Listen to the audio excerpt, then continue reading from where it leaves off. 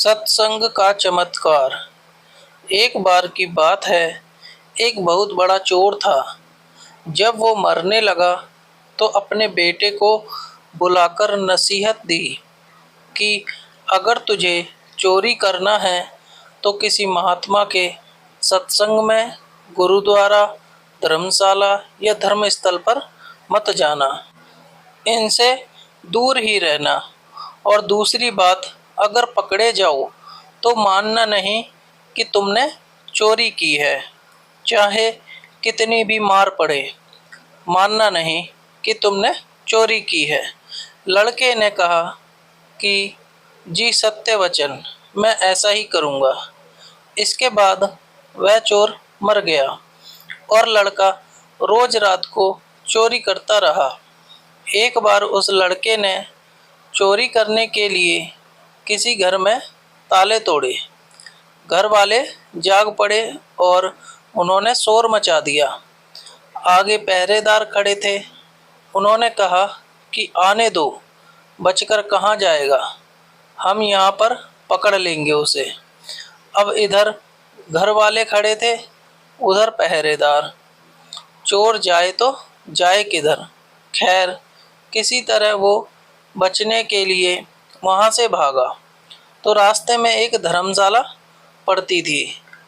उसे अपने बाप की सलाह याद आई कि धर्मशाला में नहीं जाना है, लेकिन अब करे तो क्या करे।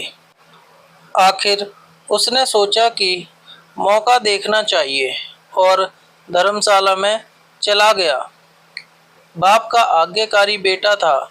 उसने दोनों कानों में दोनों उंगलियां डाल ली कि सत्संग के वचन कानों में ना पड़ जाएं। हमारे पिता ने मना कर रखा है कि सत्संग में नहीं जाना, तो उसने दोनों कानों में दोनों उंगली डाल ली कि सत्संग ना सुन पाए। अब जो हमारा मन होता है, अड़ियल घोड़े की तरह होता है। इसे जिधर से मोड़ो उधर ही जाने लगता है।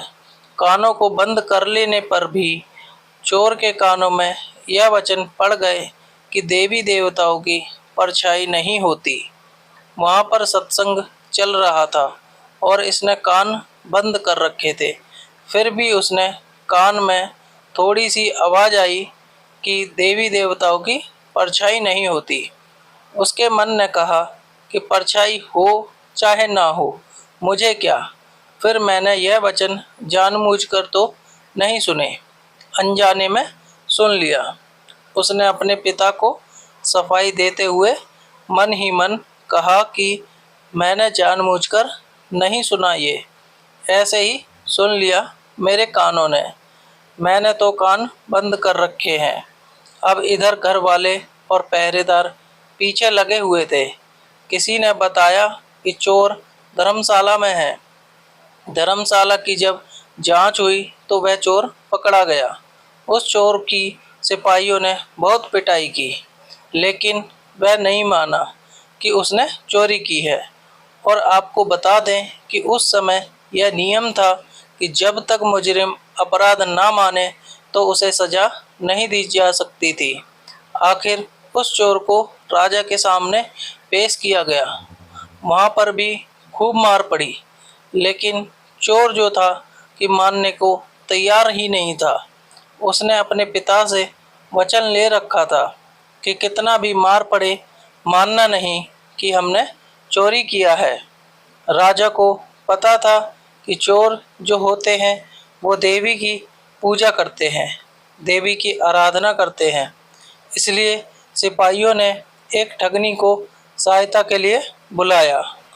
ठगनी को बुलाया गया, सारी बात बताई गई तो उसने कहा कि मैं मना लूँगी उसे, इससे कहलवा लूँगी कि इसने ही चोरी की है। उस ठगनी ने देवी का एक भेष बनाया। 2 नकली बाहें लगाई गईं, चारों हाथों में चारों मसाले जलाई और नकली शेर की सवारी की। चूँकि वह सिपाहियों के साथ मिली हुई थी, इसलिए जब वो आई तो उसकी हिदायत के मुताबिक जेल के दरवाजे कड़क कड़क कर खुल गए। पहले से सब तय कर रखा था कि देवी जब आए जेल में सारे दरवाजे अपने आप खुलते जाएं। ऐसा ही हुआ। और जब आदमी किसी मुसीबत में फंस जाता है तो अपने इष्ट देव को ही याद करता है। इसलिए चोर भी उस समय देवी की याद में बैठा हुआ था। अचानक से दरवाज़ा खुल गया और अंधेरे कमरे में एकदम रोशनी हो गई और ठगनी जो देवी का रूप बनाए हुए थी, देवी के रूप में ही एक खास अंदाज में कहा, देखो भक्त, तूने मुझे याद किया और मैं आ गई। तूने अच्छा किया जो तूने चोरी नहीं बताई।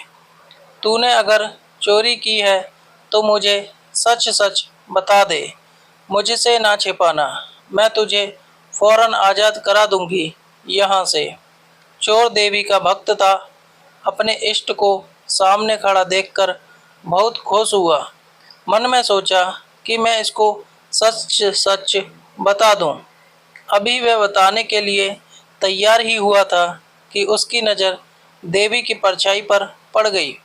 उसको फौरन सत्संग का वचन याद आ गया कि देवी की परछाई नहीं होती। उसने देखा कि इसकी तो परछाई है। समझ गया कि यह देवी नहीं, हमारे साथ छल हुआ है। यह सोचकर वह रुक गया और बोला कि माँ, मैंने चोरी नहीं की है। अगर मैंने चोरी की होती तो क्या आपको पता ना होता? आप तो सर्वव्यापी हैं, आप तो सब जानती हैं। अगर मैंने चोरी की होती तो आपको तो पता होता ही। मैंने कोई चोरी नहीं की है। अब ठगनी के कहने पर जेल के बाहर बैठे सिपाही चोर और ठगनी की बातचीत सुन रहे थे।